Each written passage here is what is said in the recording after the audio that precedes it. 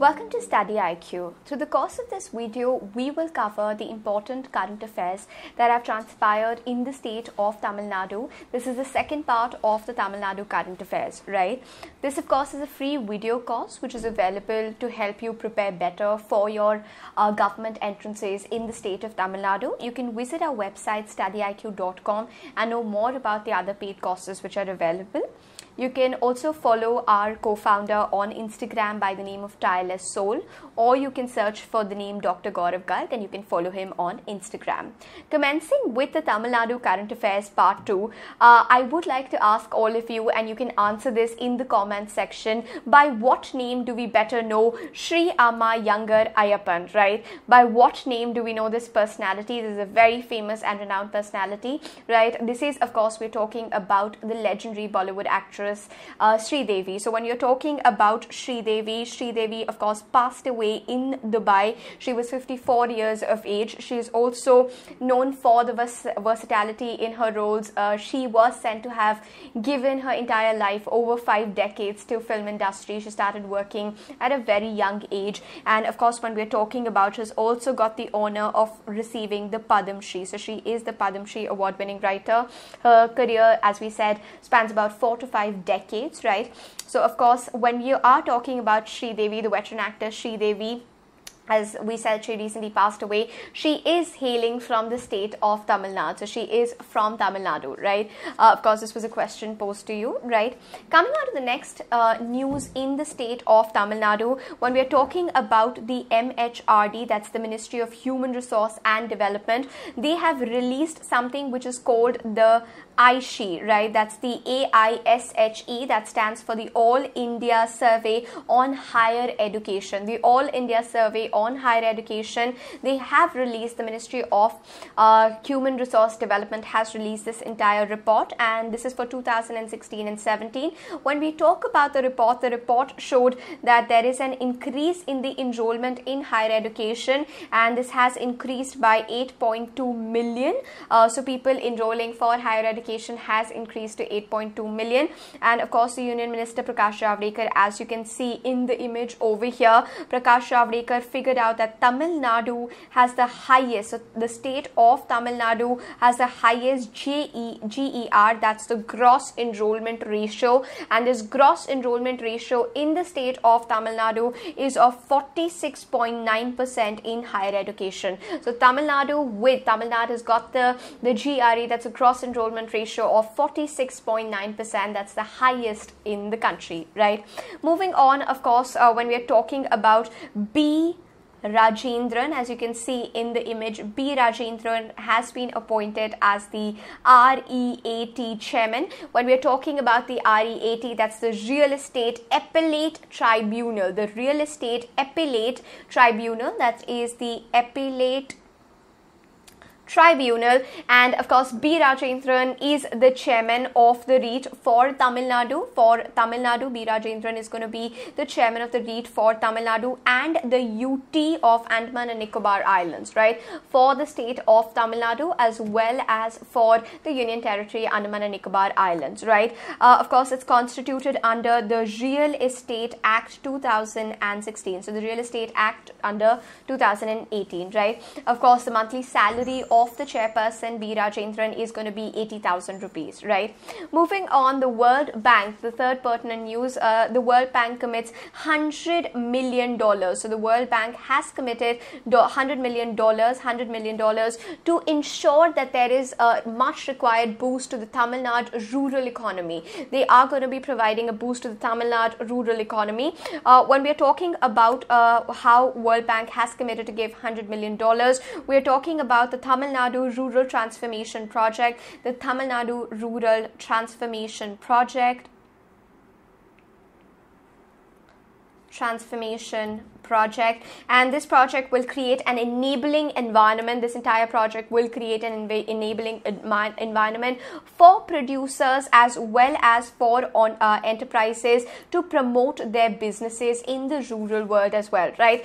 Now, when we're talking about the government and the World Bank have signed this $100 million deal, that's approximately 6,400 crore rupees. So when we're talking about, there is a commitment of 6,400 crore rupees of loan agreement, and this loan agreement is there to promote the rural economy.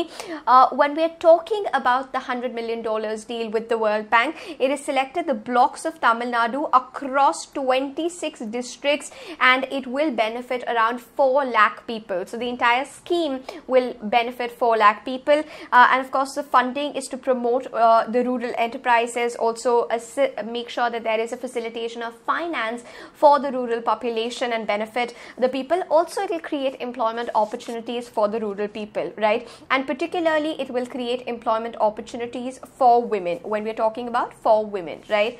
Of course, now when we're talking about the next news, Google India. So as you can see, Google India announces the expansion of the Internet Sathi program to Tamil Nadu, and when we're talking about this is definitely in association with Tata Trust, as the image also shows you, continuing its digital literacy initiative. So Google, of course, continuing with its digital literacy initiative, the digital literacy initiative, which aims to empower the rural women, right? The rural women are the primary focus area, and when we are talking about the rural women or empowering women in particular in the rural belt, right? And of course, Google India and Tata Trust, as you can see in the image, Tata Trust announced the expansion of the Internet Sathi program in the state of Tamil Nadu, right?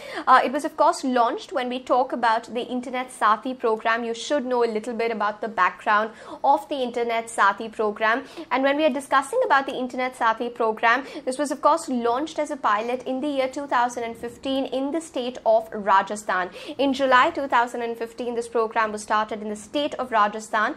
Of course, that was a pilot along with Tata Trust, and Google had announced a very ambitious plans to scale up the Internet Sathi program to cover approximately 3 lakh villages. They wanted to cover 3 lakh villages across India, right? And this had been proclaimed in December 2015, right? In Tamil Nadu, the program, when we're talking about the Internet Sathi program of Google, has already started and will be covering up 4,000 villages, and these 4,000 villages will cover approximately 6 districts, right? Across 6 districts will be covered in the state of Tamil Nadu, the Google Internet Sathi program. Google and Tata Trust have announced the extension of the program, and they will be, when we are talking about, they will support the FRIEND. Now, when we talk about FRIEND, FRIEND stands for the Foundation for Rural Entrepreneurship Development Set, right? That's a part of Tata Trust, right? Of course, under the initiative, Google will jointly work with the new foundation and create digital enabled livelihoods, right?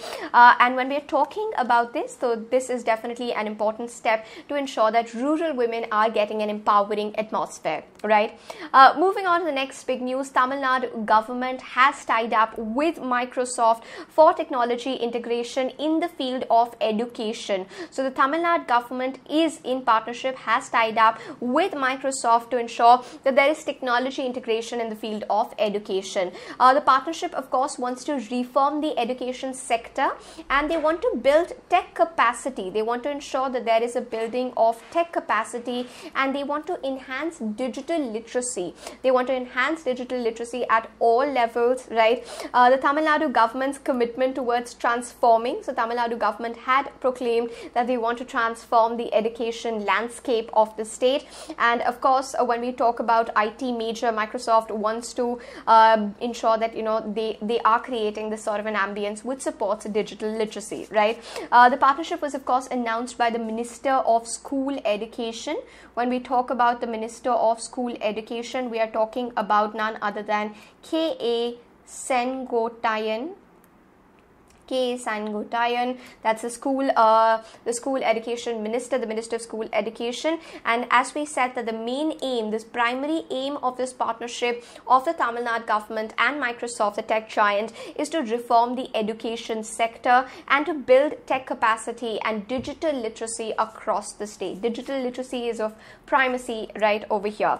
Of course, when we talk about this entire initiative, right, when we are talking about this entire tie-up with Microsoft, Microsoft will adopt 7. So they will adopt 7 schools that have been identified by the government, and they will train the staff in the 7 identified schools on a pilot basis, and they will be teaching all the student 21st century skills. And these 21st century skills include critical thinking, include critical coding and gaming, app development. It also includes robotics as well as entrepreneurship. So that is a massive tie-up that has been introduced. And when we talk about one more thing that we need to remember, that it will offer Microsoft Innovative Educator Program. Microsoft Innovative Educator Program, Microsoft Innovative Educator Program, to all the educators who are there at the primary, secondary, tertiary, vocational level, because they want to ensure that they're training the trainers as well. So adopting 7 schools across districts as well as training the trainers, right? When moving on, the Ministry of Defense under Nirmala Sitharaman has begun the process of setting up India's first, so this is going to be India's first defense industrial corridor. This is going to be the defense industrial corridor in the state of Tamil Nadu. When we're talking about this particular corridor that has been announced, right, this is going to be the first defense industrial corridor in the state of Tamil Nadu that has been completely launched by the Defense Ministry. The process of setting up this defense corridor is, of course, has been kick-started, and the ministry has also initiated work for preparing the DPR, that is the detailed project report, to set up the defense production corridor in Tamil Nadu. When we talk about the Tamil Nadu Defense Squad, the Defense Quad, right, that's a quad, QUAD, right? So this is going to be set up in the detailed program report. Of course, the defense quadrilateral, as we're talking about the defense quadrilateral, is one of the 2 defense production corridors that has been announced even by the finance minister in the budget 2018. Of course, Arun Jaitley had announced this, and the corridor, when we are talking about this defense corridor, is organized as a quadrilateral. So this is going to be organized as a quadrilateral, and this quadrilateral will extend from Chennai, Hosur, Coimbatore, Salim and Tiruchi. So this is a coordinator. This corridor is going to be organized as a quadrilateral that will extend from all these places, right? And of course, the corridor will provide a major opportunity to the manufacturing sector in Tamil Nadu to participate in the production for defense sector. So they will be able to contribute directly to the defense sector, right? As you can see, that top consultants have also been appointed for India's first defense quad. That's a quadrilateral in Tamil Nadu. Please remember the places that are going to be there, and this is of course the first ever defense production corridor being formed in the country, and of course this corridor will give a boost to the defense production in the country, right, according to the minister themselves. Now, when we're talking on moving on, the R Infra, that is the Reliance Infrastructure Limited. Reliance Infrastructure Limited wins 1081, that's 1 crore and 1081 crore contract for the, as you can see, for the Kundakolam nuclear power project. So Reliance Infrastructure has grabbed the entire contract of 1081 crore rupees for the Kundakolam nuclear power project. When we are talking about this entire contract that has been taken by Reliance Infrastructure Limited, of course the company said that its EPC, that is the engineering, procurement and construction sector division, has won the contract. Of course there was competition that Reliance had to face, competition from companies like BHEL, competition from companies like Larsen and Toubro, L&T competition from Tata Projects, as well as BGR. So these were the major competitors, and still Reliance Infrastructure has managed to get that contract from the Tamil Nadu government for the Kundukolam nuclear power plant. Of course, when we're talking about the Reliance Infrastructure, the contract is from the NPCIL. So when we talk about the contract is from NPCIL, that's the Nuclear Power Corporation of India Limited, right? And when we talk about the contract for works pertaining to the 2 units of the Kundukolam project, right? The Kundukolam project in Tamil Nadu, right? The contract, of course, entails designing, engineering, supplying, erection, testing, transmitting all the SSC package and allied civic engineering activities. Of course, when we talk about this entire project, the project is to be commissioned in 56 months. So the project will be commissioned in 56 months, and of course this project has been won by Reliance Infrastructure, the Kundukolam nuclear power plant structure, for 1081 crores, right? Of course, when we talk about the next news, this is a news wherein SC judge, as you can identify from the image, when we are talking about Ratnaval Pandian, very unfortunate. He has passed away, and when we talk about it, he was 89 years of age and he passed away. He tried his hands in politics, and after that he entered the legal profession, and of course, as we said, the SC judge, he has passed away, right? This was an unfortunate news. He died of a cardiac arrest, right? Moving on, the High Court introduces the ECOT fee payment system, right? When we're talking about the Madras High Court has introduced the ECOT fee payment, and this is, of course, the Madras High Court has become the first in the South Indian belt, and of course the 8th in the country all over to announce the ECOT fee payment facility. Now, when we talk about the ECOT fee payment facility, under this, the Chief Minister also said, along with Chief Justice, so the Chief Minister along with the Chief Justice Indira Banerjee, they jointly launched the ECOT facility. Of course, this will ensure that there is a speedy disposal. There should be a speedy disposal of cases by introducing new technology. So far, of course, the Supreme Court and High Court in Delhi, right? We have it in states like Delhi, as we said that the Madras High Court was the 8th. We have it in Delhi, we have it in Punjab, we have it in Chhattisgarh, we have it in Rajasthan, we also have it in Uttar Pradesh and in Himachal Pradesh, right? Has introduced the ECOT fee payment facility, and of course Madras has joined in to ensure that they're also doing it. The facility now introduced in Madras High Court, that's for the e-payment facility, would be extended to the district courts also. However, that will happen in a phased manner. That will take place in a phased manner. Of course, when we're talking about the e-stamps would do away, so the e-stamps would do away the hassle of procuring the physical stamps. It was a very elongated process, correct? So this was something which was an important news. When we're talking about moving on to the next major news, Chief Minister has launched the app for farmers. As we know that the app is called the Uzwan. The Uzwan app, right? The Uzwan app has been launched for the farmers, and this is a mobile app for farmers which was launched at the Secretariat. It can be downloaded from Google Play Store. When we talk about the app, will provide complete information, complete real-time information about agricultural operations. Along with that, it will give 9 services that includes crop insurance. So crop insurance is also something that will be included over here through the app. The farmers could also get the weather updates. So the Uzwan app will also give them updates about the weather for the next 4 days, right? The weather and the price information about agricultural inputs, that will also be provided over here, right? Of course, when we talk about the app, as we said, it's available on Google Play Store. As we discussed about the app, this will have several schemes that will be integrated, such as the seeds, machinery, pumping, beehives, all the other schemes are going to be integrated, right?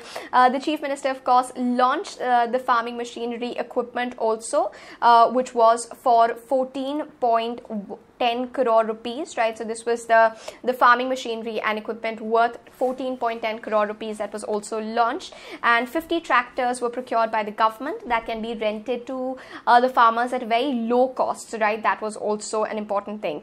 And of course, there was an inauguration of environmental park also at the same event, and this park is going to be set at Kanyakumari, which will be costing 4 crore rupees to the government, right? Of course, the ARMA biofertilizers scheme or the UZ1 app also was something that came out. And of course, when we talk about the app, please remember that this app is bilingual. It will provide information. The UZ1 app is bilingual, Tamil as well as English. And when we're talking about ARMA biofertilizer scheme was also launched by the Chief Minister, right? Moving on to the next pertinent news, Narendra Modi has launched the ARMA two-wheeler, the ARMA two-wheeler scheme. And when we talk about the ARMA two-wheeler scheme, this is for the working women in the state of Tamil Nadu. As you can see in the image, Narendra Modi, Prime Minister, has launched the scheme and he was handing over the entire scheme to the first woman. When we talk about the ARMA two-wheeler scheme, we should know about the scheme. It is for all the working women in the state of Tamil Nadu, and this will provide subsidized scooters, right, to all the working women. And this was on the occasion of the 70th birth anniversary of late Chief Minister J.J. Lalitha. This was to celebrate the 70th anniversary. It was launched in presence of the Chief Minister as well, as you can see, and his deputy O. Paneerselvam, right? When we talk about the scheme, of course, is going to be having a component of 50% subsidy of up to 25,000 rupees for working women, which is incredible, right?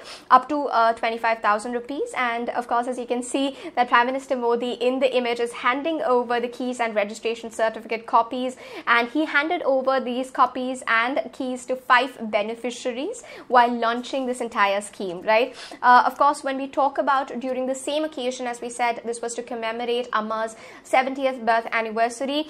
70 lakh tree sapling plants drive was also there to commemorate the 70th birth anniversary, right? Moving on, as we're all aware about Niti Aayog's aspirational district scheme, which aims to which has identified 115 backward states in the country. They have remained backward due to sundry reasons, and now the government wants to ensure that by 2022 we are able to provide them with a proper till that particular span we are able to provide them with proper infrastructure, and they can accordingly grow.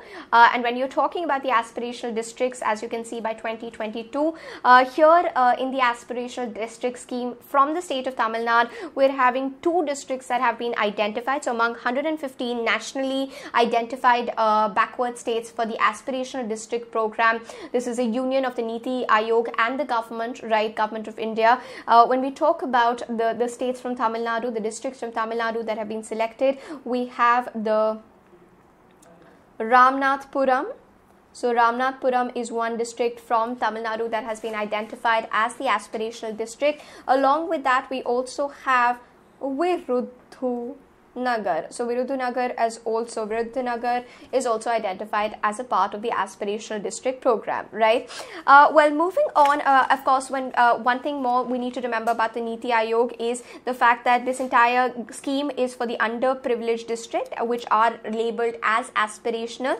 And as you can see, they want to ensure that there are changes that are made. And as we said, it's a partnership of Government of India and the Niti Aayog, right? Moving on, the coast guards of both India as well as Japan. So the coast guards of India and Japan, they held, so India and Japan, they held the joint naval exercise, right? And when we talk about the joint naval exercise, this of course a joint naval exercise of ships, aircraft of the Indian Coast Guard and its Japanese counterpart. So the Indian Coast Guard, that is the ICG, and the Japanese counterpart to construct a joint naval drill. So the joint naval drill of the coast, and this was conducted near Chennai in the Bay of Bengal. So when we talk about this entire joint naval drill that was conducted by both Indian as well as Japanese Coast Guard forces, this is of course as many as 9 ships and 8 aircrafts of the Indian Coast Guard, along with the Japanese Coast Guard ship, which is called the Tsugaru, right? This also, the Tsugaru with Halo, that is the helicopter pad deck of the ship, they participated, and this was a part of something that is called the biennial search and rescue exercise, exercise 2018, right? So of course the Indian and Japanese counterparts coming together. Moving on, of course, when we talking about the Commonwealth Games, the 21st Commonwealth Games, which were recently concluded in the country of Australia at Gold Coast, as we can see that in the state of Tamil Nadu, there are several incentives that the government declared for the medal winners at the Commonwealth Games. When we talk about the entire medal tally, of course, when we're talking about the Tamil Nadu government has lauded the sportsperson, and the Chief Minister himself has written a proper letter to all the winners who represented Tamil Nadu. Of course, when we talk about, there were cash incentives that were offered to all the people from the state of Tamil Nadu by the state government who won awards. Of course, when we talk about the squash players, as you saw in the image before, the squash players in the Commonwealth Games, like of course we had Joshna Chinnappa, Deepika Palikal, Saurav Ghoshal. They all had represented in the squash playing category the state of Tamil Nadu. Of course, they represented India overall in the 21st century game. And of course, when we talk about table tennis, we had players like G. Sathian, we had Sharat Kamal, and all these people were lauded for their participation in the games. Of course, when we're talking about Deepika, right, Deepika Paliwal, she will receive a high cash incentive. She will be receiving a cash incentive of 60 lakh rupees by the Tamil Nadu government for winning 2 silver medals. When we are talking about Chinnappa and Ghoshal, Saurav Ghoshal and Chinnappa, Deepika is of course getting the high cash incentive. And when we talk about both Saurav as well as Chinnappa, they will be getting 30 lakh each because they won a silver medal each, right? So Joshna is going to be getting 30 lakhs, Deepika will get 60 lakh because she won 2 silver medals, and Saurav Ghoshal will be getting 30 lakhs for winning 1 silver medal, right? Of course, when we talk about the table tennis players who represented, so Kamal is going to be receiving a cash prize. So he's actually someone who's become a crorepati for sure. So Kamal is actually a person who won a silver medal in men's double category. He received a silver prize in men's double category, and he received a bronze in the singles event. And when we talk about it, for this he was eligible for a cash prize of 50 lakh rupees in addition to the 50 lakh rupees that he was getting for winning the gold medal in the men's team category, right? So literally for winning the silver medal in the men's doubles, as well as winning the bronze in the singles event, as well as winning the bronze in the team activity. So for the gold he's getting 50 lakh, for the other 2 medals he's getting 50 lakhs, so a crore total in toto. When we talk about G. Sathian, of course, the companion of Kamal, G. Sathian is also getting 50 lakhs for winning both a silver and a bronze in the mixed doubles and men's doubles respectively, and he also won a cash prize of 50 lakh for winning a gold in the team event. So this was Tamil Nadu's players' performance in the Commonwealth Games. If in case, just try to make sure that you're compiling all your notes from both Tamil Nadu Part 1 and Part 2, and you're trying to revise your current affairs for the state. If in case there are any doubts, you can address them in the comment section.